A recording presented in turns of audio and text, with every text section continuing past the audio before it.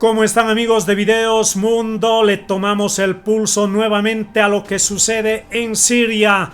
Se habla de que un nuevo régimen está prácticamente ya en conformación como nuevo gobierno tras la caída de Bashar al-Assad. Y por supuesto la victoria del ejército rebelde empodera a Abu Mohammed al-Julani, este hombre que está generando la atención del mundo y todos quieren saber quién es. Y claro, su pasado empieza a surgir y generar bastantes contradicciones y posturas encontradas. Abu Mohammed al-Julani, el líder del ejército rebelde que ha derrocado a Bashar al-Assad, tendría pasado como miembro terrorista de Al-Qaeda. Sí, señores, aquel grupo que precisamente perpetró el atentado contra las Torres Gemelas. ¿Qué va a pasar, señores? Hay hipocresía de Estados Unidos de financiar y apoyar a este grupo terrorista y su líder que tiene pasado en Al-Qaeda. Sin duda va a generar bastante polémica y contradicciones. Y claro, por su parte, Bashar al-Assad, que era servil al régimen ruso e iraní, pues ya salió del país. Ya se sabe que llegó a Rusia para en este país buscar el asilo mismo que le ha sido concedido por Vladimir Putin como asilo por razones humanitarias. Siria va a dar mucho que hablar estos días porque sin duda se está moviendo las fichas del tablero geopolítico mundial. Se habla también de que el hecho de que Bashar haya sido derrotado es un golpe duro a la política expansionista y geopolítica de Rusia. ¿Qué opinan ustedes? Pero antes de que me dejen sus comentarios, escuchemos los análisis y lo último de lo que sucede en Siria. De Siria, Bashar al-Assad y su familia recibieron refugio en Rusia. El régimen se desmoronó este domingo tras la toma relámpago de Damasco por los rebeldes. El presidente Joe Biden calificó la extraordinaria caída de Assad como una oportunidad histórica para Siria, pero también un momento de riesgo. Estamos hablando de algo realmente impresionante, lo que ha ocurrido en Siria. El fin de una dictadura brutal que estuvo en manos de la familia Assad, primero el padre, Hafez al-Assad, luego Bashar al-Assad, durante medio siglo, 50 años, que cayera en tan solo 11 días, totalmente sorprendentes, sin prácticamente batallas significativas que hubiera contra los rebeldes que avanzaban día tras día hacia la capital Damasco, y este fin de semana se hicieron efectivamente con esta ciudad. Ahora está la incógnita de Bashar al-Assad. Según afirman fuentes rusas a CNN, se encontraría él y su familia en este país, en Rusia. Habría recibido asilo por motivos humanitarios. Junto a esto es de señalar que lo que hemos visto en Moscú ya es que la bandera de los rebeldes, la oficial, está ya ondeando en la embajada siria en Moscú, algo especialmente significativo porque Rusia era uno de los apoyos centrales de Bashar al-Assad. En general se trata de un tema que a nivel internacional tiene enormes ramificaciones, enorme importancia. El escritor e internacionalista Marwan Soto Antaki en vivo desde la Ciudad de México. Nuevamente, Marwan, gracias por estar acá con nosotros en el espacio. Lo que estaba conversando con uno de nuestros colegas, que evidentemente en una región tan volátil como Medio Oriente, cualquier situación como la que hemos visto este fin de semana, esta situación en Siria, evidentemente ya está teniendo y va a tener profundas y extensas repercusiones. ¿Me equivoco? No, a ver, es como lo que decíamos ayer en la noche, querido Rey, buena tarde. Todos los caminos conducen a Damasco. ¿Por qué? Por la posición geográfica, evidentemente, por las relaciones de vinculación del Estado con otros actores, partiendo justo de lo que decías del pasado de la historia, ¿no?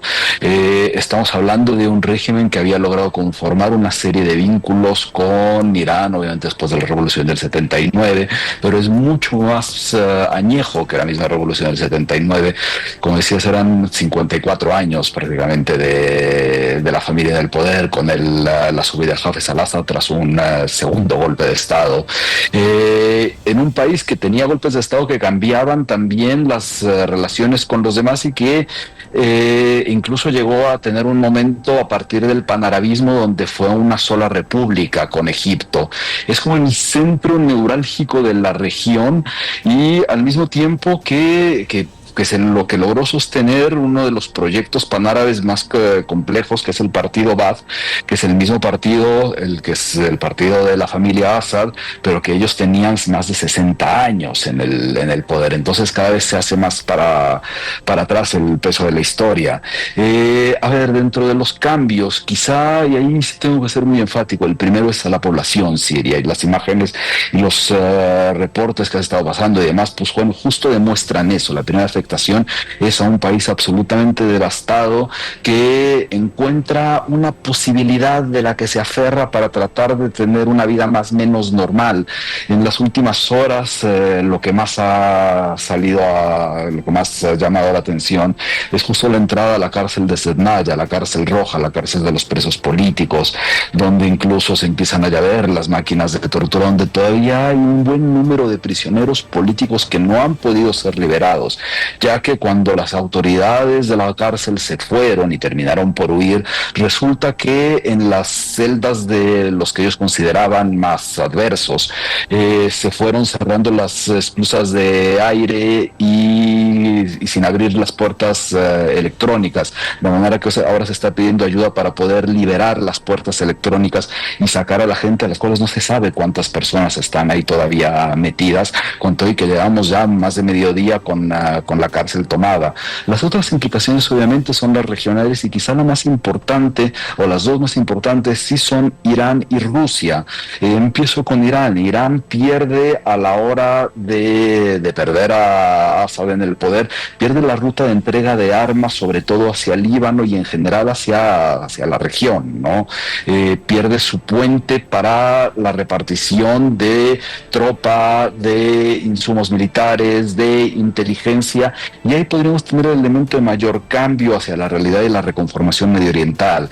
En el caso ruso es todavía aún más complicado. Después de la caída de la Unión Soviética, la ataque se transforma en la salida al Mediterráneo, donde se construyen y se amplían, sobre todo en los últimos años. A media pandemia se ampliaron las bases navales y aéreas de la región, y ahora lo que ya sabemos es que Rusia ha pedido a Turquía que les auxilie en la retirada de la tropa que queda, y no sabemos si también del equipo, lo cual también implica otra cosa dentro de la elasticidad de las consecuencias, ya que en algún momento estábamos sobre todo hablando, y eso quedará por verse en qué termina, en que Rusia estaría más bien velando por sus intereses más que cualquier otra cosa y dispuesta a tener relaciones con alguien más siempre y cuando le mantengan la operatividad de las bases de Tartus y Latakia.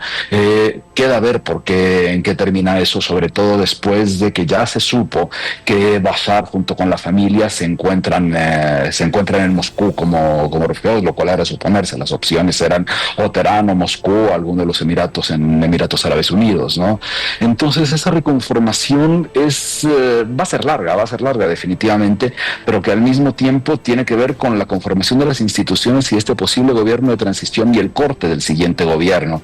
Anoche decíamos que evidentemente cuando hablamos de Hayat Tahrir al-Sham estamos hablando de una organización de corte islamista, pero que había tenido una metamorfosis de los cargos anteriores de al-Jolani, su líder. Jolani es alguien que estuvo en las fuerzas sirias cuando recién Bashar entró al poder y lo mandaron a Irak, luego lo mandan a Siria para la conformación del Estado Islámico en Siria, luego tiene la decisión para transformarse en Al-Qaeda, luego se pelea con Al-Qaeda, y ahora vemos en esta especie de islamismo que dice, al menos en apariencia, que respetará la secularidad, pero que al mismo tiempo hace unas horas da un discurso en la mezquita central de Damasco, la mezquita Maya, la mezquita más grande, ¿no? De un discurso islamista. Ahora, Marwan, me llama mucho la atención, por un lado, Estados Unidos diciendo de que el derrocamiento del gobierno de Assad es un acto de justicia pero es un momento de riesgo y de incertidumbre. Eso por un lado. Por el otro están estos bombardeos a ISIS y también está pues la toma de la zona neutra por parte de efectivos del ejército de Israel en las alturas del Golán. En altos del Golán. ¿Te dice algo todo esto? Sí, a ver, son varias cosas. Primero, hay que partir de que la transformación de Hayat Tahrir al-Sham en lo que se transformó hoy, que como decíamos ayer, tuvo incluso la disputa con Nusrat al-Din, que Nusrat al-Din sí era Al-Qaeda, entonces ya que se separan de Al-Qaeda, combaten a Al-Qaeda. En realidad no es que se esté temiendo una reincorporación de la Al-Qaeda tradicional, aunque esté dividido en células un poco desperdigadas, que se unan con Hayat Tahrir al-Sham, sino que justo como decían al principio, ese vacío de poder lo que trata es de que no los desatiendan y se prefiere eliminar las posiciones de Al-Qaeda como para marcar que todavía hay una presencia si las cosas salieron de control, es decir, se dejan que las cosas avancen pero estará la observancia. En el caso de Israel, en Israel ha sido un poco distinto porque incluso ayer cuando se empieza, ayer de ellos, ¿no? Cuando se empieza a notar el avance en la zona de Quneitra en las alturas del Golán, estamos hablando de una zona totalmente abandonada. Quneitra es una ciudad abandonada en las alturas del Golán, donde hay presencia de tanques israelíes. Los tanques empezaron a avanzar, pero a la media hora se retrajeron para luego tener el aviso de Netanyahu. Eso quiere decir también que se está mandando el mensaje de que se está al tanto. No, en este momento no mucho más que eso. Por otro lado, los ataques a las posiciones que todavía podrían tener equipo de Hezbollah son los ataques que se han dado históricamente, y aquí hay que tomar en cuenta una cosa. Todos los ataques que a lo largo, sobre todo de los últimos, llamémosle quizá unos 3 años, ¿no? Como los que con mayor énfasis se han dado sobre posiciones de Hezbollah en Siria, se han dado con la venia de Moscú, ya que es Moscú el que servía de escudo, el que tenía la forma de repeler y demás los ataques que se daban ya sea por parte de Estados Unidos, ya sea por parte de Israel en contra de posiciones de Hezbollah en Siria. De manera que aquí también vemos la relación que se está dando en que hay una relativa de vuelta a consenso o apertura a que se eliminen las posiciones de cualquier otro que no sean quienes han tomado el poder, en miras de ver qué es lo que sucede con este gobierno de transición. Ahí lo tenían, amigos de Videos Mundo. Ahora sí, déjenme sus comentarios ustedes. ¿Qué opinan de esto que sucede en Siria? Que está dando mucho que hablar. La caída de Bashar al-Assad, la asunción al poder por parte del ejército rebelde y su líder con pasado en Al-Qaeda, la hipocresía de Estados Unidos. En fin, espero sus opiniones. Para finalizar, amigos de Videos Mundo, no olviden suscribirse al canal y así también activar la campanita de notificaciones. De esta forma les llegará todo el contenido urgente del acontecer mundial.